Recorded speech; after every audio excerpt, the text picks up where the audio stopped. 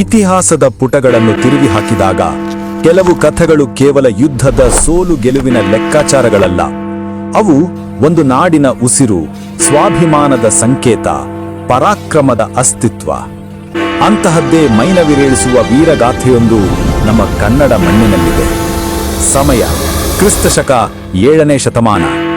ಉತ್ತರ ಭಾರತವನ್ನೆಲ್ಲ ತನ್ನದಾಗಿಸಿಕೊಂಡು ಸಕಲೋತ್ತರಾಪತೇಶ್ವರ ಅಂದರೆ ಇಡೀ ಉತ್ತರದ ಒಡೆಯ ಎಂದು ಮೆರೆಯುತ್ತಿದ್ದ ಸಾಮ್ರಾಟ್ ಹರ್ಷವರ್ಧನ. ಅವನ ಬೆನ್ನಿಗಿತ್ತು ಆ ಕಾಲದ ಅತ್ಯಂತ ಬಲಿಷ್ಠವಾದ 1,00,000 ಸೈನಿಕರ ಅಜೇಯ ಸೇನೆ. ನನ್ನ ಗೆಲುವಿನ ಓಟಕ್ಕೆ ಬ್ರೇಕ್ ಹಾಕುವವರು ಯಾರೂ ಇಲ್ಲ, ಇಡೀ ಭಾರತವೇ ನನ್ನ ಕಾಲಡಿಯಲ್ಲಿರಬೇಕು ಎಂಬ ಅಹಂಕಾರದೊಂದಿಗೆ ಆ ಮಹಾಚಕ್ರವರ್ತಿ ದಕ್ಷಿಣದತ್ತ ದಂಡೆತ್ತಿ ಬರುತ್ತಾನೆ. ಆದರೆ ಆತನ ಆಟ ಇಲ್ಲಿ ನಡೆಯಲಿಲ್ಲ. ದಕ್ಷಿಣದ ಹೆಬ್ಬಾಗಿಲಲ್ಲಿ ಹರ್ಷನ ಆ ಅಹಂಕಾರವನ್ನು ಮಣ್ಣುಗೂಡಿಸಲು ನಮ್ಮ ಕನ್ನಡದ ಕಲಿವೀರನೊಬ್ಬ ಕಾಯುತ್ತಿದ್ದ. ಉತ್ತರಕ್ಕೆ ಹರ್ಷವರ್ಧನನಾದರೆ ಇಲ್ಲಿ ದಕ್ಷಿಣಕ್ಕೆ ಈತನೇ ದಕ್ಷಿಣಾಪತೇಶ್ವರ. ಆತನೇ ಬಾದಾಮಿ ಚಾಲುಕ್ಯ ಸಾಮ್ರಾಜ್ಯದ ಅಪ್ರತಿಮ ಚಕ್ರವರ್ತಿ ಇಮ್ಮಡಿ ಪುಲಕೇಶಿ. ಒಂದು ಕಡೆ ಲಕ್ಷಾಂತರ ಸೈನಿಕರ ಬೃಹತ್ ಸೇನೆ, ಅದರ ಮುಂದೆ ನಮ್ಮ ಕನ್ನಡಿಗರು ಗೆಲ್ಲೋಕೆ ಸಾಧ್ಯವಿತ್ತ? ಹರ್ಷನ ಅಶ್ವದಳದ ಆ ರಭಸಕ್ಕೆ ಪುಲಕೇಶಿಯ ಸೈನ್ಯ ಕೊಚ್ಚಿ ಹೋಗಲ್ವಾ? ಇಡೀ ಉತ್ತರ ಭಾರತವೇ ಹರ್ಷನ ಮುಂದೆ ಮಂಡಿಯೂರಿ ಕೂತಾಗ ದಕ್ಷಿಣದ ಈ ರಾಜ ಅವನನ್ನು ಹಿಮ್ಮೆಟ್ಟಿಸಿದ್ದು ಹೇಗೆ? ಈ ಎಲ್ಲಾ ಪ್ರಶ್ನೆಗಳಿಗೆ ಒಂದೇ ಉತ್ತರ, ಅದೇ ಪುಲಕೇಶಿಯ ಅಪ್ರತಿಮ ಯುದ್ಧತಂತ್ರ. ನರ್ಮದಾ ನದಿಯ ದಡದಲ್ಲಿ ಅಂದು ನಮ್ಮ ಕನ್ನಡಿಗರು ಹೆಣೆದ ಆ ಒಂದು ರಣತಂತ್ರ ಇಡೀ ಉತ್ತರ ಭಾರತವನ್ನೇ ನಡುಗಿಸಿತ್ತು. ಅಷ್ಟೇ ಅಲ್ಲ, ಭಾರತದ ಇತಿಹಾಸದ ಗತಿಯನ್ನೇ ಬದಲಾಯಿಸಿತ್ತು. ಹಾಗಾದ್ರೆ ಪುಲಕೇಶಿ ಬಳಸಿದ್ದ ಆ ತಂತ್ರವಾದರೂ ಏನು? ಲಕ್ಷಾಂತರ ಸೈನಿಕರಿದ್ದ ಬೃಹತ್ ಮಹಾಸೇನೆಯನ್ನು ನಮ್ಮ ದಕ್ಷಿಣದ ವೀರ ಮಣಿಸಿದ್ದು ಹೇಗೆ? ಬನ್ನಿ, ಕನ್ನಡಿಗರ ಪರಾಕ್ರಮದ, ಸ್ವಾಭಿಮಾನದ, ಜಗತ್ತೇ ಮೆಚ್ಚಿದ್ದ ಆ ಯುದ್ಧತಂತ್ರದ ರೋಚಕ ಕಥೆಯನ್ನು ಇವತ್ತು ಪೂರ್ತಿಯಾಗಿ ತಿಳಿಯೋಣ. ಈ ಯುದ್ಧದ ತೀವ್ರತೆ ನಿಮಗೆ ಅರ್ಥವಾಗಬೇಕೆಂದರೆ ನಾವು ಮೊದಲು ಶತ್ರುವಿನ ತಾಕತ್ತನ್ನು ಅರಿಯಬೇಕು. ಹರ್ಷವರ್ಧನ ಇವನೊಬ್ಬ ಸಾಮಾನ್ಯ ರಾಜನಾಗಿರಲಿಲ್ಲ. ಆತ ಸಿಂಹಾಸನ ಏರಿದ ಕಥೆಯೇ ಒಂದು ರೋಚಕ ಸಿನಿಮಾ. ಚಿಕ್ಕ ವಯಸ್ಸಿನಲ್ಲೇ ತನ್ನ ತಂದೆ, ಪ್ರೀತಿಯ ಅಣ್ಣ ಮತ್ತು ಭಾವ ಹೀಗೆ ಆಪ್ತರೆಲ್ಲರನ್ನೂ ಕಳೆದುಕೊಂಡು ಅಕ್ಷರಶಃ ಏಕಾಂಗಿಯಾಗಿದ್ದ. ಆದರೆ ಅವನು ಕುಗ್ಗಿ ಹೋಗಲಿಲ್ಲ.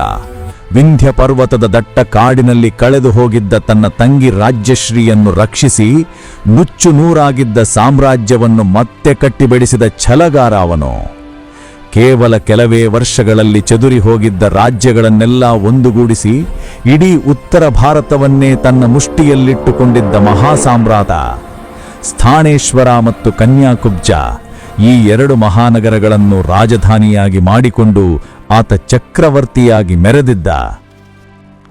ಅವನ ಸಾಮ್ರಾಜ್ಯದ ವಿಸ್ತಾರ ಎಷ್ಟಿತ್ತೆಂದರೆ ಪೂರ್ವದ ಬಂಗಾಳದಿಂದ ಪಶ್ಚಿಮದ ಸೌರಾಷ್ಟ್ರದವರೆಗೆ, ಉತ್ತರದ ಹಿಮಾಲಯದಿಂದ ದಕ್ಷಿಣದ ನರ್ಮದಾ ನದಿಯ ದಡದವರೆಗೆ ಎಲ್ಲೆಲ್ಲೂ ಹರ್ಷನದ್ದೇ ಪರ್ವ.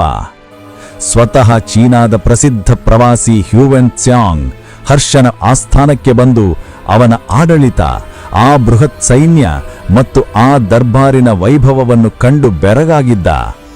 ಅಷ್ಟೇ ಅಲ್ಲ, ಹರ್ಷ ಕೇವಲ ಕತ್ತಿ ಹಿಡಿದ ಯೋಧನಷ್ಟೇ ಆಗಿರಲಿಲ್ಲ, ಕೈಯಲ್ಲಿ ಲೇಖನಿ ಹಿಡಿದ ಶ್ರೇಷ್ಠ ಕವಿಯೂ ಆಗಿದ್ದ. ರತ್ನಾವಳಿ, ನಾಗಾನಂದ, ಪ್ರಿಯದರ್ಶಿಕಾದಂತಹ ಅದ್ಭುತ ನಾಟಕಗಳನ್ನು ರಚಿಸಿದ ಸಾಹಿತ್ಯ ಸಾಮ್ರಾಟನೂ ಹೌದು.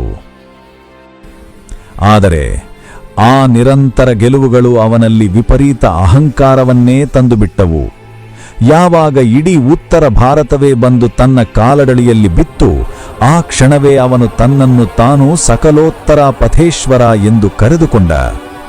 ಇನ್ನು ಬಾಕಿ ಉಳಿದಿದ್ದು ಒಂದೇ ದಿಕ್ಕು, ಅದು ದಕ್ಷಿಣ. ಅದನ್ನೂ ಗೆದ್ದು ಬಿಟ್ಟರೆ ಇಡೀ ಆರ್ಯಾವರ್ತಕ್ಕೆ ನಾನೊಬ್ಬನೇ ಚಕ್ರವರ್ತಿ ಎನ್ನೋ ಮಹತ್ವಾಕಾಂಕ್ಷೆ ಅವನ ತಲೆಗೇರಿತು. ಅವನ ಸೈನ್ಯದ ಬಲ ಎಷ್ಟಿತ್ತು ಗೊತ್ತಾ? ಬರೋಬ್ಬರಿ 10,000ಕ್ಕೂ ಹೆಚ್ಚು ಯುದ್ಧದ ಆನೆಗಳು, 1,00,000ಕ್ಕೂ ಮೀರಿದ ಕುದುರೆ ಮತ್ತು ಪದಾತಿದಳ. ಅದು ಬರೀ ಸೈನ್ಯವಾಗಿರಲಿಲ್ಲ, ಒಂದು ಚಲಿಸುವ ಮಹಾನಗರವಾಗಿತ್ತು. ಇತಿಹಾಸಕಾರರು ಹೇಳುವ ಪ್ರಕಾರ ಆ ದೈತ್ಯ ಸೇನೆ ಹೆಜ್ಜೆ ಹಾಕಿದರೆ ಸಾಕು, ಭೂಮಿಯೇ ಗಡಗಡ ನಡುಗುತ್ತಿತ್ತಂತೆ. ಉತ್ತರದ ಯಾವ ರಾಜನಿಗೂ ಇವನ ಕಣ್ಣಲ್ಲಿ ಕಣ್ಣಿಟ್ಟು ನೋಡುವ ಧೈರ್ಯವಿರಲಿಲ್ಲ. ಮಾಳವ, ಲತಾ, ಗುರ್ಜರ ರಾಜ್ಯಗಳೆಲ್ಲ ಇವನ ಅಶ್ವಮೇಧದ ಕುದುರೆಯ ವೇಗಕ್ಕೆ ಸಿಲುಕಿ ಧೂಳಿಪಟವಾದವು. ಗೆಲುವಿನ ಮದದಲ್ಲಿ ತೇಲುತ್ತಾ ಹರ್ಷನ ಆ ಸಾಗರದಂತ ಸೇನೆ ಬಂದು ನಿಂತಿದ್ದು ದಕ್ಷಿಣದ ಹೆಬ್ಬಾಗಿಲಾದ ನರ್ಮದಾ ನದಿಯ ದಡದಲ್ಲಿ. ಅವನ ಕಣ್ಣುಗಳಿದ್ದಿದ್ದು ದಕ್ಷಿಣದ ಸಿರಿ ಸಂಪತ್ತಿನ ಮೇಲೆ. ನನ್ನನ್ನು ತಡೆಯುವ ಗಂಡಸೇ ಇಲ್ಲ ಎನ್ನೋದು ಹರ್ಷನ ಗರ್ವವಾಗಿತ್ತು. ಆದರೆ ಅವನಿಗೆ ಗೊತ್ತಿರಲಿಲ್ಲ, ಆ ನದಿಯ ಆಚೆ ದಡದಲ್ಲಿ ಅವನಿಗಿಂತಲೂ ದೊಡ್ಡ ಪರಾಕ್ರಮಿ, ಅವನಿಗಿಂತಲೂ ಚಾಣಾಕ್ಷ ರಣತಂತ್ರಜ್ಞ ಬೇಟೆಗೆ ಕಾಯುವ ಸಿಂಹದಂತೆ ಕಾಯುತ್ತಿದ್ದಾನೆ ಎಂದು. ಅತ್ತ ಉತ್ತರದಲ್ಲಿ ಹರ್ಷವರ್ಧನ ತನ್ನ ಸಾಮ್ರಾಜ್ಯವನ್ನು ವಿಸ್ತರಿಸುತ್ತಿರುವಾಗಲೇ ಇತ್ತ ದಕ್ಷಿಣದ ಕನ್ನಡ ಮಣ್ಣಿನಲ್ಲಿ ಒಂದು ಅದ್ಭುತ ಮಹಾಶಕ್ತಿ ಉದಯವಾಗುತ್ತಿತ್ತು. ಅದೇ ಬಾದಾಮಿ ಚಾಲುಕ್ಯ ಸಾಮ್ರಾಜ್ಯ. ಈ ಸಾಮ್ರಾಜ್ಯದ ಕೀರ್ತಿ ಪತಾಕೆಯನ್ನು ಮುಗಿಲೆತ್ತರಕ್ಕೆ ಏರಿಸಿದವನು ಆ ವಂಶದ ಮುಕುಟಮಣಿ ಇಮ್ಮಡಿ ಪುಲಕೇಶಿ. ಪುಲಕೇಶಿಯ ಬದುಕು ಹೂವಿನ ಹಾಸಿಗೆ ಆಗಿರಲಿಲ್ಲ, ಅದೊಂದು ಮುಳ್ಳಿನ ಹಾದಿ. ತಂದೆ 1ನೇ ಕೀರ್ತಿವರ್ಮ ತೀರಿಕೊಂಡಾಗ ಪುಲಕೇಶಿ ಇನ್ನೂ ಚಿಕ್ಕ ಬಾಲಕ. ಆಗ ಸಾಮ್ರಾಜ್ಯದ ರಕ್ಷಕನಾಗಿ ಅಧಿಕಾರ ವಹಿಸಿಕೊಂಡವನು ಅವನ ಸ್ವಂತ ಚಿಕ್ಕಪ್ಪ ಮಂಗಳೇಶ. ಆದರೆ ಅಧಿಕಾರದ ದಾಹ ಎಂಥವರನ್ನೂ ಕೆಡಿಸುತ್ತೆ ಅಲ್ವಾ? ವರ್ಷಗಳುರುಳಿದವು. ಪುಲಕೇಶಿ ಬೆಳೆದು ವೀರಯೋಧನಾಗಿ ನಿಂತ. ನ್ಯಾಯವಾಗಿ ಸಿಗಬೇಕಿದ್ದ ಸಿಂಹಾಸನವನ್ನು ಕೇಳಿದ. ಆದರೆ ಆಗಲೇ ಶುರುವಾಗಿದ್ದು ದ್ರೋಹದ ಆಟ. ಅಧಿಕಾರದ ಆಸೆಗೆ ಬಿದ್ದ ಮಂಗಳೇಶ ಸಿಂಹಾಸನ ಬಿಟ್ಟು ಕೊಡಲು ನಿರಾಕರಿಸಿದ್ದಲ್ಲದೆ ಸ್ವಂತ ಅಣ್ಣನ ಮಗನನ್ನೇ ಮುಗಿಸಲು ಸಂಚು ಹೂಡಿದ. ಆದರೆ ಪುಲಕೇಶಿ ಕೇವಲ ಬಲಶಾಲಿ ಮಾತ್ರವಲ್ಲ, ಚಾಣಾಕ್ಷನೂ ಆಗಿದ್ದ. ಚಿಕ್ಕಪ್ಪನ ಆ ಕುತಂತ್ರದ ವಾಸನೆ ಅವನಿಗೆ ಮೊದಲೇ ಬಡಿದಿತ್ತು. ಅವನು ಸೋಲೊಪ್ಪಿಕೊಳ್ಳಲಿಲ್ಲ. ತನ್ನ ಪ್ರಾಣ ಸ್ನೇಹಿತರನ್ನು ಒಗ್ಗೂಡಿಸಿದ. ಕಾಡಿನಲ್ಲೇ ಒಂದು ರಹಸ್ಯ ಸೈನ್ಯವನ್ನು ಸಂಘಟಿಸಿದ. ಅನ್ಯಾಯದ ವಿರುದ್ಧ ಸಿಡಿದು ನಿಂತ. ಕೊನೆಗೆ ಎಳಪಟ್ಟು ಸಿಂಬಿಗೆ ಎಂಬ ರಣರಂಗದಲ್ಲಿ ನಡೆದ ಆ ಭೀಕರ ಕಾಳಗದಲ್ಲಿ ದ್ರೋಹಕ್ಕೆ ಸೋಲಾಯಿತು. ಸ್ವಂತ ಚಿಕ್ಕಪ್ಪ ಮಂಗಳೇಶನನ್ನೇ ರಣರಂಗದಲ್ಲಿ ಮಣಿಸಿ ವೀರಾಧಿವೀರ ಇಮ್ಮಡಿ ಪುಲಕೇಶಿ ತನ್ನ ಹಕ್ಕಿನ ಸಿಂಹಾಸನವನ್ನು ದರ್ಪದಿಂದ ಏರಿದ. ಹೀಗೆ ಸ್ವಂತ ರಕ್ತ ಸಂಬಂಧಿಗಳನ್ನೇ ಎದುರಿಸಿ ಸಿಂಹಾಸನವೇನೋ ಸಿಕ್ಕಿತು. ಆದರೆ ಮುಂದಿನ ದಾರಿ ಹೂವಿನ ಹಾಸಿಗೆಯಾಗಿರಲಿಲ್ಲ. ಸಾಮ್ರಾಜ್ಯದ ಮೂಲೆ ಮೂಲೆಯಲ್ಲೂ ಒಳಸಂಚುಗಳು, ದಂಗೆಳು, ಶತ್ರುಗಳ ಕಾಟ. ಒಂದು ಕ್ಷಣವೂ ನೆಮ್ಮದಿಯಿಂದ ಕೂರುವಂತಿರಲಿಲ್ಲ. ಆದರೆ ಪುಲಕೇಶಿ ಎದೆಗುಂದಲಿಲ್ಲ. ತನ್ನ ತೋಳ ಬಲ ಮತ್ತು ಅಪ್ರತಿಮ ಬುದ್ಧಿಬಲದಿಂದ ಆ ಒಂದೊಂದೇ ಕಂಟಕಗಳನ್ನು ಬೇರು ಸಮೇತ ಕಿತ್ತು ಹಾಕಿದ. ಅರಾಜಕತೆಯಲ್ಲಿದ್ದ ನಾಡನ್ನು ಮತ್ತೆ ಭದ್ರವಾಗಿ ಕಟ್ಟಿ ನಿಲ್ಲಿಸಿದ. ಅವನ ವಿಜಯ ಯಾತ್ರೆ ಅಲ್ಲಿಗೆ ನಿಲ್ಲಲಿಲ್ಲ. ಕದಂಬರ ಐತಿಹಾಸಿಕ ರಾಜಧಾನಿ ಬನವಾಸಿಯ ಮೇಲೆ ಮುಗಿಬಿದ್ದು ಅದನ್ನು ತನ್ನದಾಗಿಸಿಕೊಂಡ. ತಲಕಾಡಿನ ಗಂಗರನ್ನು ಮಣಿಸಿ ಅವರನ್ನು ತನ್ನ ಆಪ್ತ ಸಾಮಂತರನ್ನಾಗಿ ಮಾಡಿಕೊಂಡ. ಅಷ್ಟೇ ಅಲ್ಲ, ಕೊಂಕಣದ ಮೌರ್ಯರ ಸೊಕ್ಕಡಗಿಸಿ ಇಡೀ ಪಶ್ಚಿಮ ಕರಾವಳಿಯ ಮೇಲೆ ವಿಜಯದ ಬಾವುಟ ಹಾರಿಸಿದ. ಅತ್ತ ಪಶ್ಚಿಮ ಸಮುದ್ರದಿಂದ ಇತ್ತ ಪೂರ್ವದ ಆಂಧ್ರದ ಕರಾವಳಿಯವರೆಗೂ ಪುಲಕೇಶಿಯ ಚಕ್ರಾಧಿಪತ್ಯ ಎಗ್ಗಿಲ್ಲದೆ ಸಾಗಿತು. ಪಶ್ಚಿಮದ ಅರಬ್ಬಿ ಸಮುದ್ರದಿಂದ ಪೂರ್ವದ ಬಂಗಾಳ ಕೊಲ್ಲಿಯವರೆಗೆ, ಉತ್ತರದ ನರ್ಮದೆಯಿಂದ ದಕ್ಷಿಣದ ಕಾವೇರಿ ತೀರದವರೆಗೆ ಎಲ್ಲೆಲ್ಲೂ ಚಾಲುಕ್ಯರ ಕೇಸರಿ ಬಾವುಟ ಗರ್ವದಿಂದ ಹಾರಾಡಿತು. ಅವನ ಆ ಪರಾಕ್ರಮದ ಸುದ್ದಿ ಗಾಳಿಯ ವೇಗದಲ್ಲಿ ದೇಶದಾದ್ಯಂತ ಹಬ್ಬಿತು. ಉತ್ತರಕ್ಕೆ ಹರ್ಷವರ್ಧನನಾದರೆ ದಕ್ಷಿಣಕ್ಕೆ ಇಮ್ಮಡಿ ಪುಲಕೇಶಿ ಎಂಬ ಮಾತು ಪ್ರತಿಯೊಬ್ಬರ ಬಾಯಲ್ಲೂ ಕೇಳಿಬಂತು. ಅವನ ಕೀರ್ತಿ ಕೇವಲ ಭಾರತಕ್ಕಷ್ಟೇ ಸೀಮಿತವಾಗಿರಲಿಲ್ಲ, ಅದು ದೇಶದ ಗಡಿದಾಟಿ ದೂರದ ಪರ್ಷಿಯಾದವರೆಗೂ ತಲುಪಿತ್ತು. ಪುಲಕೇಶಿಯ ಪರಾಕ್ರಮಕ್ಕೆ ಬೆರಗಾದ ಪರ್ಷಿಯಾದ ಚಕ್ರವರ್ತಿ 2ನೇ ಖುಸ್ರು ತನ್ನ ರಾಯಭಾರಿಯನ್ನು ಅಮೂಲ್ಯವಾದ ಉಡುಗೊರೆಗಳೊಂದಿಗೆ ಬಾದಾಮಿಗೆ ಕಳುಹಿಸಿಕೊಟ್ಟಿದ್ದ. ಇದಕ್ಕೆ ಸಾಕ್ಷಿ ಬೇಕೇ? ಇಂದಿಗೂ ಅಜಂತಾ ಗುಹೆಗಳ ವರ್ಣಚಿತ್ರಗಳಲ್ಲಿ ಪರ್ಷಿಯನ್ ರಾಯಭಾರಿಗಳನ್ನು ಪುಲಕೇಶಿ ಸ್ವಾಗತಿಸುತ್ತಿರುವ ಆ ಐತಿಹಾಸಿಕ ಕ್ಷಣ ಜೀವಂತವಾಗಿದೆ ಎಂದು ಇತಿಹಾಸಕಾರರು ಗುರುತಿಸುತ್ತಾರೆ. ಪುಲಕೇಶಿಯ ಆ ಸೈನ್ಯಕ್ಕೆ ಇತಿಹಾಸದಲ್ಲಿ ಒಂದು ವಿಶೇಷ ಹೆಸರಿತ್ತು. ಅದೇ ಕರ್ನಾಟಕ ಬಲ. ಅದು ಕೇವಲ ಯುದ್ಧಕ್ಕೆ ಸೇರಿದ ಜನರ ಗುಂಪಾಗಿರಲಿಲ್ಲ. ಉಕ್ಕಿನಂತಹ ಶಿಸ್ತು, ಕಠಿಣ ತರಬೇತಿ ಮತ್ತು ವಿಶಿಷ್ಟ ಯುದ್ಧ ತಂತ್ರಗಳಿಗೆ ಹೆಸರಾಗಿದ್ದ ಒಂದು ಅಜೇಯ ಪಡೆ. ಅದರಲ್ಲೂ ಮುಖ್ಯವಾಗಿ ಚಾಲುಕ್ಯರ ಆ ಗಜಸೇನೆ. ಯುದ್ಧದ ಆನೆಗಳನ್ನು ಪಳಗಿಸುವುದರಲ್ಲಿ ಕನ್ನಡಿಗರನ್ನು ಮೀರಿಸುವವರು ಯಾರೂ ಇರಲಿಲ್ಲ. ಅಂದಿನ ಇಡೀ ಭಾರತದಲ್ಲೇ ಇದು ಅತ್ಯಂತ ಬಲಿಷ್ಠ ಮತ್ತು ಭಯಂಕರ ಸೇನೆ ಎಂದು ಶತ್ರುಗಳೇ ಒಪ್ಪಿಕೊಂಡಿದ್ದರು. ಸರಿಯಾಗಿ ಇದೇ ಹೊತ್ತಿಗೆ ಒಂದು ಸಿಡಿಲಿನಂತಹ ಸುದ್ದಿ ಬಾದಾಮಿಗೆ ಬಂದು ಅಪ್ಪಳಿಸಿತು. ಪ್ರಭು, ಉತ್ತರದಿಂದ ಹರ್ಷವರ್ಧನ ದಂಡೆತ್ತಿ ಬರುತ್ತಿದ್ದಾನೆ. ಜೊತೆಯಲ್ಲಿ 1,00,000 ಸೈನಿಕರ ಮಹಾಸಾಗರ, ಯಾರಿಂದಲೂ ತಡೆಯಲಾಗದ ಅಶ್ವದಳ. ಈ ಸುದ್ದಿ ಕೇಳಿ ಬೇರೆ ಯಾರೇ ರಾಜನಾಗಿದ್ದರೂ ಭಯದಿಂದ ಎದೆಬಡತ ನಿಂತು ಹೋಗುತ್ತಿತ್ತು. ಆದರೆ ನಮ್ಮ ಪುಲಕೇಶಿಯ ಹುಬ್ಬು ಕೂಡ ಅದುರಲಿಲ್ಲ. ಆತ ವಿಚಲಿತನಾಗಲಿಲ್ಲ. ಬದಲಾಗಿ ಒಬ್ಬ ಚಾಣಾಕ್ಷ ಸೇನಾಪತಿಯಾಗಿ ಲೆಕ್ಕಾಚಾರ ಹಾಕಿದ. ಶತ್ರುವಿನ ನಿಜವಾದ ಬಲ ಯಾವುದು, ಅವನ ದೌರ್ಬಲ್ಯ ಎಲ್ಲಿದೆ, ಅಂತಹ ಬೃಹತ್ ಸೇನೆಯನ್ನು ಎಲ್ಲಿ ಅಡ್ಡಗಟ್ಟಿದರೆ ಗೆಲ್ಲಬಹುದು. ಆ ಕ್ಷಣದಲ್ಲೇ ಅವನ ತಲೆಯಲ್ಲಿ ಒಂದು ರಣತಂತ್ರ ಸಿದ್ಧವಾಯಿತು. ಹರ್ಷನ ಸೇನೆ ಅತಿ ದೊಡ್ಡ ಶಕ್ತಿಯೇ ಅವನ ಆ ವೇಗವಾದ ಅಶ್ವದಳ. ಜೊತೆಗೆ ಉತ್ತರ ಭಾರತದ ವಿಶಾಲವಾದ ಬಯವು ಸೀಮೆಯಲ್ಲಿ ಯುದ್ಧ ಮಾಡಿ ಅವರಿಗೆ ಚೆನ್ನಾಗಿ ಅಭ್ಯಾಸವಾಗಿತ್ತು. ಹೀಗಿರುವಾಗ ಅವನನ್ನು ಅದೇ ಬಯಲಿನಲ್ಲಿ ಎದುರಿಸುವುದು ಅಕ್ಷರಶಃ ಆತ್ಮಹತ್ಯೆಗೆ ಸಮ ಎಂದು ಪುಲಕೇಶಿಗೆ ಚೆನ್ನಾಗಿ ಗೊತ್ತಿತ್ತು. ಅದಕ್ಕೆ ಅವನ ಪ್ಲಾನ್ ಬೇರೆದೇ ಇತ್ತು. ಶತ್ರುವನ್ನು ಎಂತಹ ಜಾಗದಲ್ಲಿ ಲಾಕ್ ಮಾಡಬೇಕೆಂದರೆ ಅಲ್ಲಿ ಅವನ ವೇಗವಾದ ಕುದುರೆಗಳು ನಿಷ್ಪ್ರಯೋಜಕವಾಗಬೇಕು. ಅವನ ಆ ದೈತ್ಯ ಸೈನ್ಯಕ್ಕೆ ಕನಿಷ್ಠ ಚಲಿಸಲು ಕೂಡ ಜಾಗವಿರಬಾರದು. ಆದರೆ ಅದೇ ಜಾಗದಲ್ಲಿ ತನ್ನ ಗಜ ಸೇನೆಗೆ ಮಾತ್ರ ಮೇಲುಗೈ ಸಿಗಬೇಕು. ಅಂತಹದೊಂದು ಕಿಲ್ಲರ್ ಫೀಲ್ಡ್ಗಾಗಿ ಪುಲಕೇಶಿ ಹುಡುಕಾಟ ನಡೆಸಿದ. ಅವನ ಆ ಹುಡುಕಾಟಕ್ಕೆ ಉತ್ತರ ಸಿಕ್ಕೇ ಬಿಟ್ಟಿತು. ಅವನ ಕಣ್ಣಿಗೆ ಬಿದ್ದಿದೆ ದಕ್ಷಿಣದ ಹೆಬ್ಬಾಗಿಲು. ಉತ್ತರ ಮತ್ತು ದಕ್ಷಿಣ ಭಾರತವನ್ನು ಇಬ್ಬಾಗ ಮಾಡುವ ಆ ನೈಸರ್ಗಿಕ ಗಡಿರೇಖೆ, ಅದೇ ರೌದ್ರವಾಗಿ ಹರಿಯುವ ನರ್ಮದಾ ನದಿ. ಇದೇ ನನ್ನ ರಣರಂಗ, ಇಲ್ಲಿಯೇ ಹರ್ಷನ ಸೋಲು ಬರೆಯಬೇಕು ಎಂದು ಆ ಕ್ಷಣವೇ ಪುಲಕೇಶಿ ನಿರ್ಧರಿಸಿದ. ಯುದ್ಧ ಗೆಲ್ಲೋದು ಕೇವಲ ಸೈನಿಕರ ಸಂಖ್ಯೆಯಿಂದಲ್ಲ, ಅಥವಾ ಹರಿತವಾದ ಆಯುಧಗಳಿಂದಲೂ ಅಲ್ಲ. ಅದು ನಿಂತಿರೋದು ನಾವು ಆಯ್ಕೆ ಮಾಡಿಕೊಳ್ಳುವ ರಣರಂಗ, ಸೂಕ್ತ ಸಮಯ ಮತ್ತು ಚದುರಂಗದಂತಹ ತಂತ್ರದ ಮೇಲೆ. ಈ ಸತ್ಯ ನಮ್ಮ ಪುಲಕೇಶಿಗೆ ಚೆನ್ನಾಗಿ ಗೊತ್ತಿತ್ತು.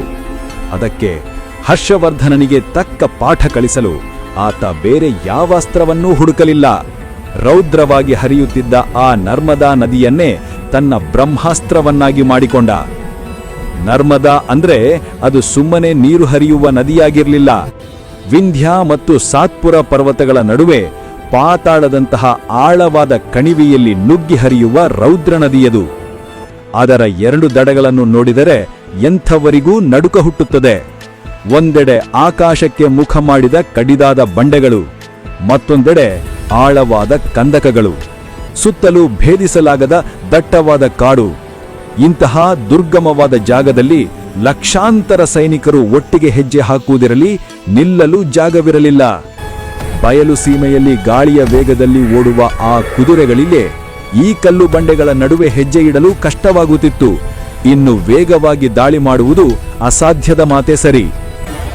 ಅದಕ್ಕಿಂತ ಮುಖ್ಯವಾಗಿ ಆ ನದಿಯನ್ನು ದಾಟಬೇಕೆಂದ್ರೆ ಇಡೀ ಸೈನ್ಯಕ್ಕೆ ಇದ್ದದ್ದು ಕೆಲವು ಕಿರಿದಾದ ದಾರಿಗಳು.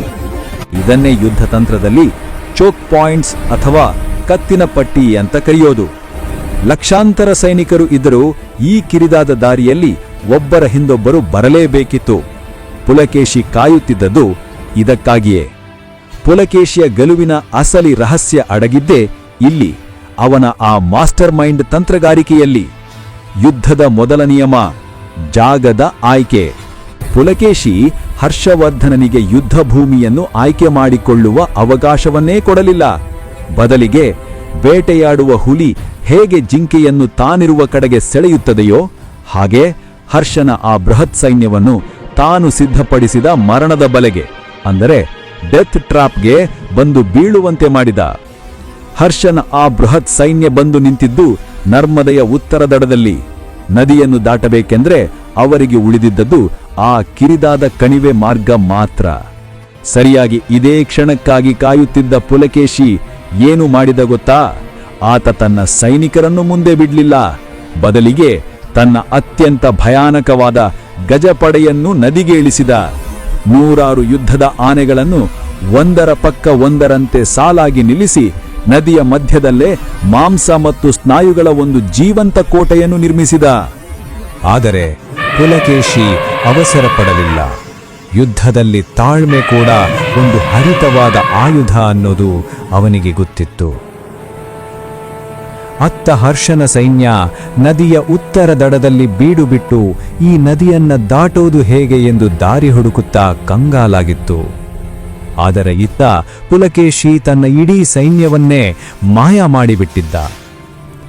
ದಕ್ಷಿಣ ದಡದ ಎತ್ತರದ ಗುಡ್ಡಗಳು, ದಟ್ಟವಾದ ಕಾಡುಗಳು ಮತ್ತು ಕಣಿವೆಗಳ ಮರೆಯಲ್ಲಿ ತನ್ನ ವೀರರನ್ನು ಹುದುಗಿಸಿಟ್ಟ. ಹುಲಿ ತನ್ನ ಬೇಟೆಗಾಗಿ ಪೊದೆಯಲ್ಲಿ ಅವಿತು ಕುಳಿತುಕೊಳ್ಳುತ್ತಲ್ಲ, ಹಾಗೆ ಪುಲಕೇಶಿ ಶತ್ರುವಿನ ಆ ಒಂದು ತಪ್ಪು ಹೆಜ್ಜೆಗಾಗಿ ಕಾಯ್ತಿದ್ದ. ಹರ್ಷನ ಸೈನಿಕರು ನದಿಗೆ ಕಾಲಿಡಲು ಪ್ರಯತ್ನಿಸಿದ ಪ್ರತಿ ಬಾರಿಯೂ ಅದೇ ಕಥೆ. ಬಂಡೆಗಳ ಮರೆಯಿಂದ, ಕಾಡಿನೊಳಗಿಂದ ಎಲ್ಲಿಂದ ಬರುತ್ತಿವೆ ಎಂದೇ ತಿಳಿಯದಂತೆ ಚಾಲುಕ್ಯರ ಬಾಣಗಳು ಮಳೆಯಂತೆ ಸುರಿಯುತ್ತಿದ್ದವು. ಆ ರಭಸಕ್ಕೆ ಹರ್ಷನ ಸೈನ್ಯ ತತ್ತರಿಸಿ ಹೋಯಿತು. ಒಂದೆಜ್ಜೆ ಮುಂದಿಟ್ಟರೂ ಸಾವು ಖಚಿತ ಎನ್ನುವ ಭೀಕರ ಪರಿಸ್ಥಿತಿ. ಅತ್ತ ನದಿ ದಾಟಿ ಮುಂದೆ ಸಾಗಲುವಾಗದೆ, ಇತ್ತ ಬಂದ ದಾರಿಗೆ ಸುಮ್ಮನೆ ಹಿಂದೆ ಸರಿಯಲು ಮನಸ್ಸಿಲ್ಲದೆ ಹರ್ಷನ ಆ ಬೃಹತ್ ಸೈನ್ಯ ನದಿಯ ದಡದಲ್ಲೇ ನರಕ ಅನುಭವಿಸಿತು. ಅಕ್ಷರಶಃ ಅತ್ತ ದರಿ ಇತ್ತ ಪುಲಿ ಎನ್ನುವಂತಾಯಿತು ಅವರ ಸ್ಥಿತಿ. ದಿನಗಳು ಉರುಳಿದಂತೆ ಆ ನದಿ ದಡ ಹರ್ಷನ ಪಾಲಿಗೆ ನರಕವಾಯಿತು. 1,00,000 ಸೈನಿಕರು, ಸಾವಿರಾರು ಆನೆ ಕುದುರೆಗಳು, ಇವರಿಗೆಲ್ಲ ದಿನಕ್ಕೆ ಎಷ್ಟು ಆಹಾರ ಬೇಕು ಊಹಿಸಿ. ದಿನ ಕಳೆದಂತೆ ತಂದಿದ್ದ ದವಸ ಧಾನ್ಯ ಖಾಲಿಯಾಯಿತು. ಕುಡಿಯುವ ನೀರಿಗೂ ಹಾಹಾಕಾರ ಶುರುವಾಯಿತು. ಒಂದು ಕಡೆ ಹಸಿವಿನ ಬಾಧೆ, ಇನ್ನೊಂದು ಕಡೆ ಅಡಗಿ ಕುಳಿತ ಶತ್ರುವಿನ ಭಯ. ಹೊಟ್ಟೆಗೆ ಹಿಟ್ಟು ಇಲ್ಲದ ಮೇಲೆ ಕೈಯಲ್ಲಿ ಕತ್ತಿ ಹಿಡಿಯುವ ತಾಕತ್ತು ಎಲ್ಲಿಂದ ಬರಬೇಕು? ಆ ಬೃಹತ್ ಸೈನ್ಯದ ಮನೋಸ್ಥೈರ್ಯ, ಮೊರಾಲ್ ಸಂಪೂರ್ಣವಾಗಿ ಕುಸಿದು ಬಿತ್ತು. ಯುದ್ಧ ಮಾಡುವುದಿರಲಿ, ಪ್ರಾಣ ಉಳಿದರೆ ಸಾಕು ಎನ್ನುವ ಸ್ಥಿತಿಗೆ ಅವರು ತಲುಪಿದರು. ದಿನಗಳು ಕಳೆದಂತೆ ಹರ್ಷನ ತಾಳ್ಮೆಯ ಕಟ್ಟೆ ಒಡೆಯಿತು. ಬೇರೆ ದಾರಿಯಿಲ್ಲದೆ ಏನೇ ಆಗಲಿ ನದಿ ದಾಟಿ ಆಕ್ರಮಣ ಮಾಡಿ ಎಂದು ತನ್ನ ಸೈನ್ಯಕ್ಕೆ ಅಂತಿಮ ಆದೇಶ ನೀಡಿದ. ಅವನ ಅಶ್ವದಳ ಮತ್ತು ಪದಾತಿಗಳು ಜೀವವನ್ನು ಕೈಯಲ್ಲಿಡಿದುಕೊಂಡು ಆ ರಭಸವಾದ ನದಿಯನ್ನು, ಕೆಸರನ್ನು ದಾಟಿ ಹೇಗೋ ಕಷ್ಟಪಟ್ಟು ದಕ್ಷಿಣದ ದಡಕ್ಕೆ ಕಾಲಿಟ್ಟರು. ಹಮ್ಮಯ್ಯ, ದಡ ಸೇರಿದೆವು ಎಂದು ನಿಟ್ಟುಸಿರು ಬಿಡುವಷ್ಟರಲ್ಲೇ ಅಲ್ಲಿ ಅವರಿಗಾಗಿ ಒಂದು ಕರಾಳ ಆಶ್ಚರ್ಯ ಕಾದಿತ್ತು. ಅದು ಬರೀ ಆಶ್ಚರ್ಯವಾಗಿರಲಿಲ್ಲ, ಸಾಕ್ಷಾತ್ ಮೃತ್ಯುವಿನ ರೂಪವಾಗಿತ್ತು. ಅಲ್ಲಿ ಅವರ ಸ್ವಾಗತಕ್ಕೆ ನಿಂತಿದ್ದೇ ಪುಲಕೇಶಿಯ ಅಜೇಯ ಗಜಸೇನೆ.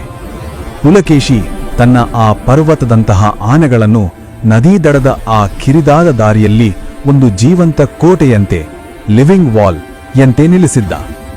ಊಹಿಸಿಕೊಳ್ಳಿ ಆ ದೃಶ್ಯವನ್ನು.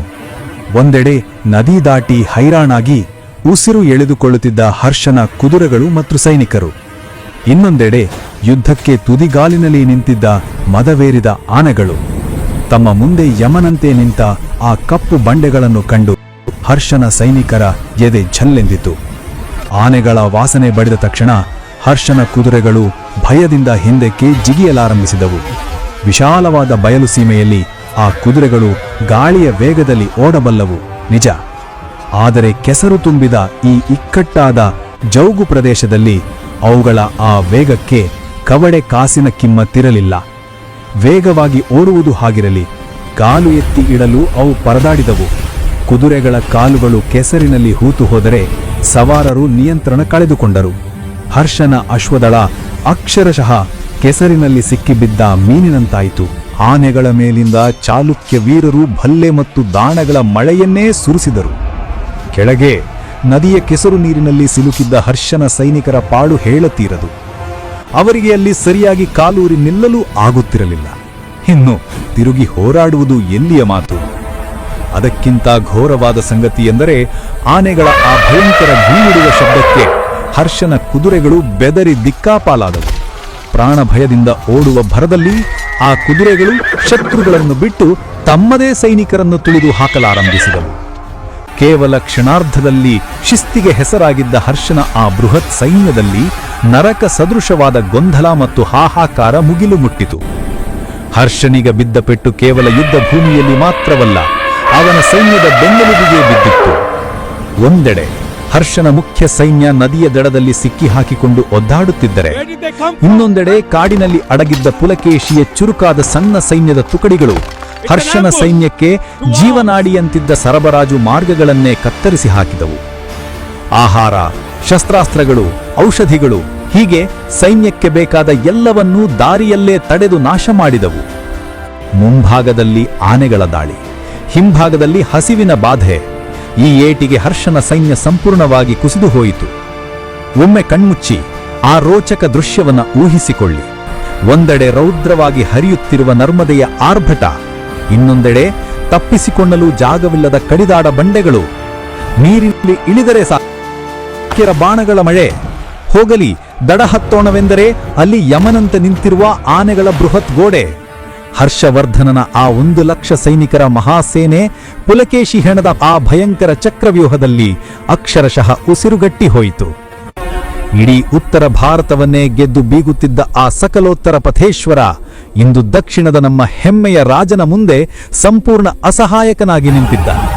ಅಂತಿಮವಾಗಿ ಆ ಮಹಾಯುದ್ಧ ತನ್ನ ಕೊನೆಯ ಘಟ್ಟಕ್ಕೆ ಬಂದು ತಲುಪಿತು. ದಿನಗಳು ಉರುಳಿದಂತೆ ಹರ್ಷನ ಸೈನ್ಯದ ಸ್ಥಿತಿ ಅಕ್ಷರಶಃ ನರಕವಾಯಿತು. ಒಂದೆಡೆ ಚಾಲುಕ್ಯರ ನಿರಂತರ ದಾಳಿ, ಇನ್ನೊಂದೆಡೆ ಹಸಿವು ಮತ್ತು ರೋಗಗಳ ಕಾಟ. ಸಾವಿರಾರು ಸೈನಿಕರು ಹೋರಾಡಲಾಗದೆ ಕಣ್ಣು ಮುಂದೆಯೇ ಮಣ್ಣಾದರು. ಇನ್ನು ಹರ್ಷನಿಗೆ ಅತ್ಯಂತ ಹೆಮ್ಮೆಯಿದ್ದ ಅವನ ಆ ಗಜ ಸೈನ್ಯ ಕೂಡ ನಮ್ಮ ಪುಲಕೇಶಿಯ ಆನೆಗಳ ಪರಾಕ್ರಮದ ಮುಂದೆ ನಿಲ್ಲಲಾಗದೆ ಸೋತು ಹಿಮ್ಮೆಟ್ಟಿತು. ಅಜಯಯ್ಯ ಎಂದು ಬೀಗುತ್ತಿದ್ದ ಹರ್ಷನ ಸಾಮ್ರಾಜ್ಯ ನರ್ಮದೆಯ ತಟದಲ್ಲಿ ನಡುಗಿ ಹೋಯಿತು. ಅಂತಿಮವಾಗಿ ಹರ್ಷವರ್ಧನನಿಗೆ ತನ್ನ ಸೋಲು ಸ್ಪಷ್ಟವಾಗಿ ಕಾಣತೊಡಗಿತು. ಊಹಿಸಿ, ಜೀವನದಲ್ಲಿ ಒಂದೇ ಒಂದು ಸೋಲನ್ನು ಕಾಣದ ಸಕಲೋತ್ತರ ಪಥೇಶ್ವರ ಎಂದು ಜಗತ್ತಿನೆದುರು ಬೀಗುತ್ತಿದ್ದ ಆ ಚಕ್ರವರ್ತಿಗೆ ಇದು ಅರಗಿಸಿಕೊಳ್ಳಲಾಗದ ಕಹಿ ಸತ್ಯವಾಗಿತ್ತು. ಆದರೆ ವಿಧಿಯಾಟದ ಮುಂದೆ ಯಾರ ಆಟ ನಡೆಯುತ್ತೆ ಹೇಳಿ? ಇದು ಹೋರಾಡಿದರೆ ನನ್ನ ಇಡೀ ಸೈನ್ಯ ಸ್ಮಶಾನ ಸೇರುತ್ತದೆ, ನಾನೇ ಶತ್ರುವಿನ ಕೈಗೆ ಸೆರೆಯಾಗಬೇಕಾಗುತ್ತದೆ ಎಂಬ ಭಯ ಅವನನ್ನು ಆವರಿಸಿತು. ಕೊನೆಗೆ ಅನಿವಾರ್ಯವಾಗಿ ಆ ಮಹಾ ಸಾಮ್ರಾಟ ತನ್ನ ಸೋರನ್ನು ಒಪ್ಪಿಕೊಳ್ಳಲು ನಿರ್ಧರಿಸಿದ. ಅಲ್ಲಿಗೆ ರಣರಂಗದಲ್ಲಿ ಶಾಂತಿ ನೆಲೆಸಿತು. ಇಬ್ಬರು ಮಹಾ ಸಾಮ್ರಾಟರ ನಡುವೆ ಒಂದು ಐತಿಹಾಸಿಕ ಒಪ್ಪಂದವಾಯಿತು. ಆ ಒಪ್ಪಂದದ ಪ್ರಕಾರ ಇನ್ನು ಮುಂದೆ ಯಾರೂ ಆ ಲಕ್ಷ್ಮಣ ರೇಖೆಯನ್ನು ದಾಟುವಂತಿಲ್ಲ.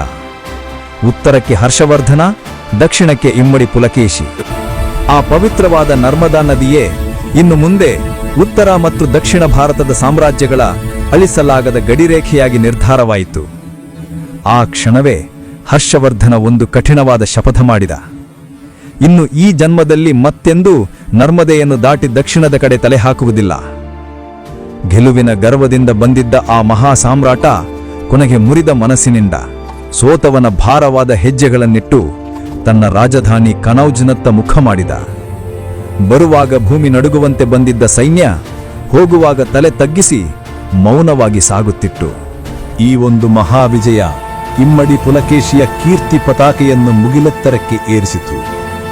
ಆದರೆ ಇದು ಬರೀ ಕಥೆಯಲ್ಲ, ಇದಕ್ಕೆ ಕಲ್ಲಿನಂತಹ ಗಟ್ಟಿ ಸಾಕ್ಷಿ ಇದೆ.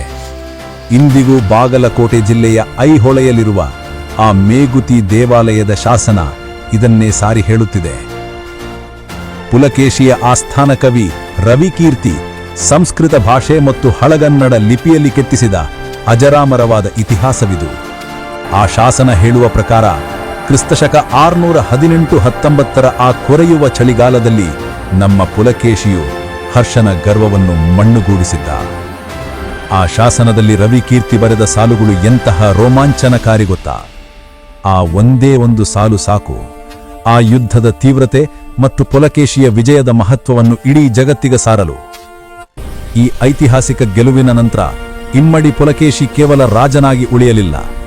ಪರಮೇಶ್ವರ, ಸತ್ಯಾಶ್ರಯ ಎಂಬ ಪವಿತ್ರ ಬಿರುದುಗಳ ಜೊತೆಗೆ ಅತ್ಯಂತ ಶ್ರೇಷ್ಠವಾದ, ಇಡೀ ದಕ್ಷಿಣ ಭಾರತವೇ ಗರ್ವಪಡುವಂತಹ ಬಿರುದನ್ನು ಧರಿಸಿದ. ಅದೇ ದಕ್ಷಿಣಾಪಥೇಶ್ವರ, ಅಂದರೆ ಇಡೀ ದಕ್ಷಿಣದ ಒಡೆಯ. ಅಂದು ಉತ್ತರ ಭಾರತಕ್ಕೆ ಹರ್ಷವರ್ಧನ ಸಕಲೋತ್ತರಾಪಥೇಶ್ವರನಾಗಿ ಮೆರೆದರೆ, ಇತ್ತ ದಕ್ಷಿಣ ಭಾರತಕ್ಕೆ ನಮ್ಮ ಪುಲಕೇಶಿ ಸಾಕ್ಷಾತ್ ದಕ್ಷಿಣಾಪಥೇಶ್ವರನಾಗಿ ತಲೆ ಎತ್ತಿ ನಿಂತ. ಎರಡು ದಿಕ್ಕುಗಳು, ಇಬ್ಬರು ಮಹಾನ್ ಚಕ್ರವರ್ತಿಗಳು. ಇವರ ನಡುವೆ ಅಜರಾಮರ ಸಾಕ್ಷಿಯಾಗಿ ಇಂದಿಗೂ ಹರಿಯುತ್ತಿದೆ ಆ ನರ್ಮದೆ. ನೋಡಿದ್ರಲ್ಲ ವೀಕ್ಷಕರೇ, ನಮ್ಮ ಕನ್ನಡದ ವೀರನೊಬ್ಬನ ಆ ಯುದ್ಧತಂತ್ರ ಮತ್ತು ಪರಾಕ್ರಮ ಇಡೀ ಭಾರತದ ಇತಿಹಾಸದ ದಿಕ್ಕನ್ನೇ ಬದಲಾಯಿಸಿತು ಅಂತ. ಇದು ಕೇವಲ ಒಬ್ಬ ರಾಜನ ಸೋಲು ಗೆಲುವಿನ ಕಥೆಯಲ್ಲ, ಇದು ನಮ್ಮ ನೆಲದ, ನಮ್ಮ ಸ್ವಾಭಿಮಾನದ ಕಥೆ. ಈ ರೋಚಕ ಇತಿಹಾಸ ಕೇಳಿ ನಿಮಗೂ ಹೆಮ್ಮೆ ಅನಿಸಿದ್ದರೆ ದಯವಿಟ್ಟು ಈ ಕ್ಷಣವೇ ಈ ವಿಡಿಯೋಗೆ ಒಂದು ಲೈಕ್ ಕೊಡಿ. ಯಾಕಂದ್ರೆ ನಿಮ್ಮ ಆ ಒಂದು ಲೈಕ್ ನಮಗೆ ಇಂತಹ ಮತ್ತಷ್ಟು ಅದ್ಭುತ ಕಥೆಗಳನ್ನು ಹುಡುಕಿ ನಿಮ್ಮ ಮುಂದೆ ತರಲು ದೊಡ್ಡ ಪ್ರೇರಣೆ ನೀಡುತ್ತದೆ. ನರ್ಮದಾ ತೀರದಲ್ಲಿ ನಡೆದದ್ದು ಕೇವಲ ಒಂದು ರಕ್ತಸಿಕ್ತ ಯುದ್ಧವಾಗಿರಲಿಲ್ಲ. ಅದು ಭಾರತದ ಇತಿಹಾಸದ ದಿಕ್ಕನ್ನೇ ಬದಲಿಸಿದ ಒಂದು ನಿರ್ಣಾಯಕ ಘಳಿಗೆ. ಆ ಯುದ್ಧದ ನಂತರದ ಪರಿಣಾಮಗಳು ಇಡೀ ಭಾರತದ ರಾಜಕೀಯ ಭೂಪಟದ ಮೇಲೆಯೇ ಒಂದು ಅಳಿಸಲಾಗದ ಮುದ್ರೆಯನ್ನುತ್ತಿತು. ಅದುವರೆಗೂ ಇಡೀ ಭಾರತವನ್ನೇ ಗೆಲ್ಲುತ್ತೇನೆ ಎಂದು ಹೊರಟಿದ್ದ ಉತ್ತರ ಭಾರತದ ರಾಜರುಗಳಿಗೆ ದಕ್ಷಿಣಕ್ಕೆ ಬಂದರೆ ಸೋಲು ಕಟ್ಟಿಟ್ಟ ಬುತ್ತಿ ಎಂಬ ಎಚ್ಚರಿಕೆಯ ಗಂಟೆ ಬಾರಿಸಿತು. ಒಮ್ಮೆ ಯೋಚಿಸಿ, ಅಂದು ಆ ಯುದ್ಧದಲ್ಲಿ ಒಂದು ವೇಳೆ ಪುಲಕೇಶಿ ಸೋತಿದ್ದರೆ ಏನಾಗುತ್ತಿತ್ತು? ಇಡೀ ದಕ್ಷಿಣ ಭಾರತ ಹರ್ಷವರ್ಧನನ ಪಾದದ ಅಡಿಯಲ್ಲಿ ನಲುಗಿ ಹೋಗುತ್ತಿತ್ತು. ನಮ್ಮ ದಕ್ಷಿಣದ ವಿಶಿಷ್ಟವಾದ ಸಂಸ್ಕೃತಿ, ನಮ್ಮ ಕಲೆ ಮತ್ತು ನಮ್ಮ ಸಿರಿಗನ್ನಡದಂತಹ ಭಾಷೆಗಳ ಮೇಲೆ ಉತ್ತರದ ಪ್ರಭಾವ ಸಂಪೂರ್ಣವಾಗಿ ಆವರಿಸಿಕೊಳ್ಳುತ್ತಿತ್ತು. ನಮ್ಮತನವೇ ಕಳೆದು ಹೋಗುವ ಅಪಾಯವಿತ್ತು.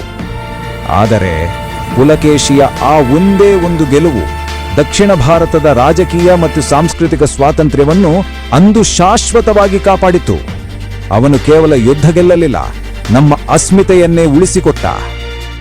ಆ ಮಹಾವಿಜಯದ ನಂತರ ಬಾದಾಮಿ ಚಾಲುಕ್ಯರ ಸಾಮ್ರಾಜ್ಯ ತನ್ನ ವೈಭವದ ಉತ್ತುಂಗವನ್ನೇ ಏರಿತು. ಯುದ್ಧದ ಕಾರ್ಮೋಡ ಸರಿದು ಅಲ್ಲಿ ಕಲೆ ಮತ್ತು ಸಾಹಿತ್ಯದ ಸುವರ್ಣಯುಗ ಆರಂಭವಾಯಿತು.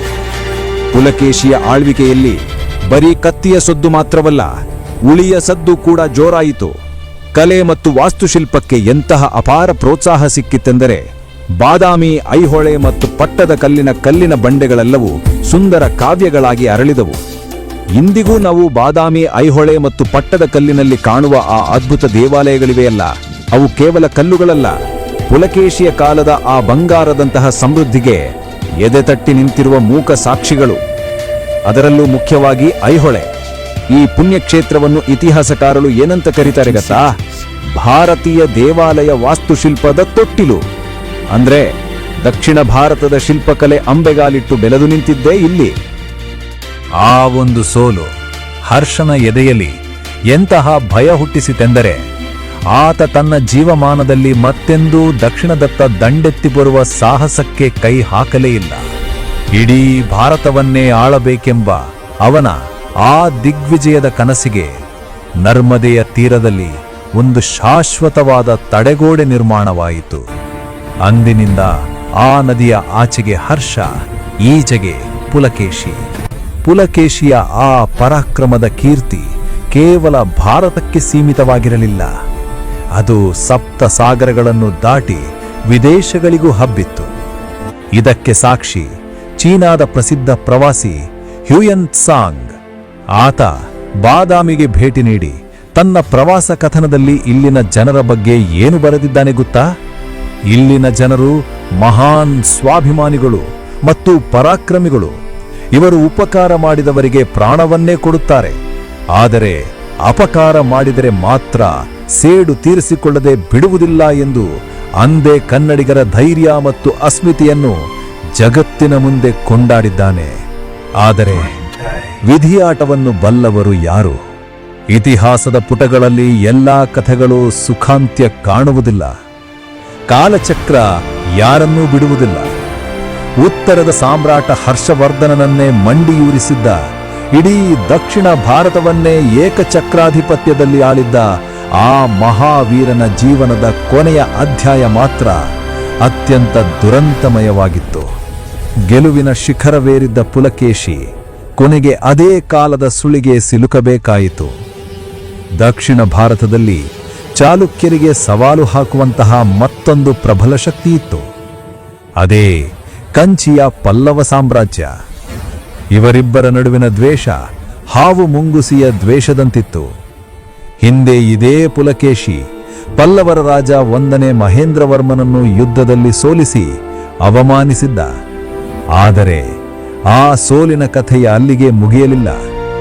ಗಾಯಗೊಂಡ ಸಿಂಹದಂತೆ ಮಹೇಂದ್ರವರ್ಮನ ಮಗ 1ನೇ ನರಸಿಂಹವರ್ಮ ಕಾಯುತ್ತಿದ್ದ. ತನ್ನ ತಂದೆಯ ಸೋಲಿಗೆ ರಕ್ತದಿಂದಲೇ ಬದಲಿ ತೀರಿಸಿಕೊಳ್ಳಲು ಆತ ಪ್ರತಿಕಾರದ ಜ್ವಾಲೆಯಲ್ಲಿ ಕುದಿಯುತ್ತಿದ್ದ. ಕ್ರಿಸ್ತಶಕ 642ರಲ್ಲಿ ಸೇಡಿನ ಕಿಡಿ ಹೊತ್ತಿಸಿಕೊಂಡಿದ್ದ ಪಲ್ಲವರಾಜ ನರಸಿಂಹವರ್ಮ ಒಂದು ಬೃಹತ್ ಸೈನ್ಯದೊಂದಿಗೆ ಬಾದಾಮಿಯ ಕೋಟೆಯ ಮೇಲೆ ಸಿಡಿಲಿನಂತೆ ಎರಗಿದ. ಆಗ ನಮ್ಮ ಪುಲಕೇಶಿಗೆ ಇಳಿವಯಸ್ಸು, ಮೈಯಲ್ಲಿ ಮೊದಲಿನ ಶಕ್ತಿ ಇರಲಿಲ್ಲ. ಆದರೂ ಆ ಮುದುಕ ಸಿಂಹ ಅಂಜಲಿಲ್ಲ. ನನ್ನ ನಾಡನ್ನು ಬಿಟ್ಟುಕೊಡೆನೋ ಎಂದು ಗರ್ಜಿಸುತ್ತಾ ರಣರಂಗದಲ್ಲಿ ಎದುರಾಳಿಗಳ ರುಂಡ ಚೆಂಡಾಡುತ್ತಾ ಕೊನೆಯ ಉಸಿರು ಇರುವವರೆಗೂ ವೀರಾವೇಶದಿಂದ ಹೋರಾಡಿದ. ಆದರೆ ವಿಧಿ ಲಿಖಿತವೇ ಬೇರೆಯಾಗಿತ್ತು. ಹರ್ಷವರ್ಧನನನ್ನೇ ನಡುಗಿಸಿದ ಆ ಮಹಾಪರಾಕ್ರಮಿ ಅಂದು ರಣರಂಗದಲ್ಲೇ ವೀರಮರಣವನ್ನಪ್ಪಿದ. ಆ ದುರಂತದ ನಂತರ ಅಜೇಯವಾಗಿದ್ದ ಬಾದಾಮಿ ಪಲ್ಲವರ ವಶವಾಯಿತು. ಮುಂದಿನ ಬರೋಬ್ಬರಿ 13 ವರ್ಷಗಳ ಕಾಲ ಚಾಲುಕ್ಯರ ರಾಜಧಾನಿ ಕತ್ತಲಲ್ಲಿ ಮುಳುಗಿತು. ಒಬ್ಬ ಮಹಾವೀರನ ಅಂತ್ಯ ಹೀಗೆ ದುರಂತವಾಗಿರಬಹುದು. ಆದರೆ ಪುಲಕೇಶಿಯ ಕಥೆ ಅಲ್ಲಿಗೆ ಮುಗಿಯಲಿಲ್ಲ. ಹುಲಿಯ ಮಗ ಹುಲಿಯೇ ಅಲ್ಲವೇ? ಅವನ ರಕ್ತ ಕುದಿಯುತ್ತಿತ್ತು. ಅವನ ಮಗ 1ನೇ ವಿಕ್ರಮಾದಿತ್ಯನ ರೂಪದಲ್ಲಿ ಬೂದಿಯಿಂದ ಎದ್ದು ಬರುವ ಫೀನಿಕ್ಸ್ ಪಕ್ಷಿಯಂತೆ ಆತ ಸಿಡಿದೆದ್ದ. ಛಿದ್ರವಾಗಿದ್ದ ಸೈನ್ಯವನ್ನು ಮತ್ತೆ ಒಂದುಗೂಡಿಸಿದ. ಪಲ್ಲವರನ್ನು ಬಾದಾಮಿಯಿಂದ ಅಟ್ಟಾಡಿಸಿ ಸೋಲಿಸಿದ. ಕಳೆದು ಹೋದ ತನ್ನ ತಂದೆಯ ಸಾಮ್ರಾಜ್ಯವನ್ನು ಮರಳಿ ಪಡೆದು ಚಾಲುಕ್ಯರ ವೈಭವವನ್ನು ಮತ್ತೆ ಜಗತ್ತಿಗೆ ಸಾರಿದ. ಸೂರ್ಯ ಮುಳುಗಿರಬಹುದು, ಆದರೆ ಕತ್ತಲು ಶಾಶ್ವತವಲ್ಲ ಎಂಬುದನ್ನು ಜಗತ್ತಿಗೆ ತೋರಿಸಿಕೊಟ್ಟ. ನಾವು ಇಂದು ಕೇಳಿದ ಈ ವೀರಗಾಥೆ ಬರೋಬ್ಬರಿ 1400 ವರ್ಷಗಳಷ್ಟು ಹಳೆಯದು. ಕಾಲದ ಸುಳಿಯಲ್ಲಿ ಶತಮಾನಗಳೇ ಕಳೆದಿರಬಹುದು, ಆದರೆ ಆ ಕಥೆಯಲ್ಲಿರುವ ಆ ಛಲ, ಆ ಸ್ಫೂರ್ತಿ ಮತ್ತು ಆ ಸ್ವಾಭಿಮಾನದ ಸಂದೇಶ ಇಂದಿಗೂ ಕೂಡ ಅಷ್ಟೇ ಪ್ರಸ್ತುತ. ಇಂತಹ ಇತಿಹಾಸವೇ ನಮ್ಮ ಬದುಕಿಗೆ ದಾರಿದೀಪ. ಶತ್ರು ಎಷ್ಟೇ ಬಲಿಷ್ಠನಾಗಿರಲಿ, ಅವನನ್ನು ಕೇವಲ ತೋಳ್ಬಲದಿಂದ ಮಣಿಸಲು ಸಾಧ್ಯವಿಲ್ಲ. ನಿಜವಾದ ಗೆಲುವು ಸಿಗೋದು ಯಾವಾಗ ಗೊತ್ತಾ? ನಮ್ಮ ಬುದ್ಧಿವಂತಿಕೆ ಮತ್ತು ನಮ್ಮಲ್ಲಿರುವ ಸಂಪನ್ಮೂಲಗಳನ್ನು ನಾವು ಹೇಗೆ ಅಸ್ತ್ರವನ್ನಾಗಿ ಬಳಸ್ಕೊಳ್ತೀವಿ ಅನ್ನೋದರ ಮೇಲೆ. ಬಲಕ್ಕಿಂತ ಯುಕ್ತಿ ಮೇಲೂ, ಆಯುಧಕ್ಕಿಂತ ಆಲೋಚನೆ ಹರಿತವಾಗಿರಬೇಕು. ಇದೇ ಪುಲಕೇಶಿ ನಮಗೆ ಕಲಿಸಿಕೊಟ್ಟ ಪಾಠ. ನೋಡಿ, ಹರ್ಷನ ಆ ಲಕ್ಷಾಂತರ ಸೈನ್ಯವನ್ನು ಕಂಡು ಪುಲಕೇಶಿ ಎದೆಗುಂದಲಿಲ್ಲ. ಬದಲಿಗೆ ತನ್ನ ನೆಲದ ಮೇಲಿನ ಹಿಡಿತ, ಗಜಸೇನೆಯ ತಾಕತ್ತು ಮತ್ತು ಚಾಣಾಕ್ಷ ತಂತ್ರಗಾರಿಕೆಯನ್ನೇ ತನ್ನ ಅಸ್ತ್ರವನ್ನಾಗಿ ಮಾಡಿಕೊಂಡ. ಜಗತ್ತೇ ಅಸಾಧ್ಯ ಅಂದಿದ್ದ ಆ ವಿಜಯವನ್ನು ಸುಲಭವಾಗಿ ಸಾಧಿಸಿ ಚರಿತ್ರೆ ಸೃಷ್ಟಿಸಿದ.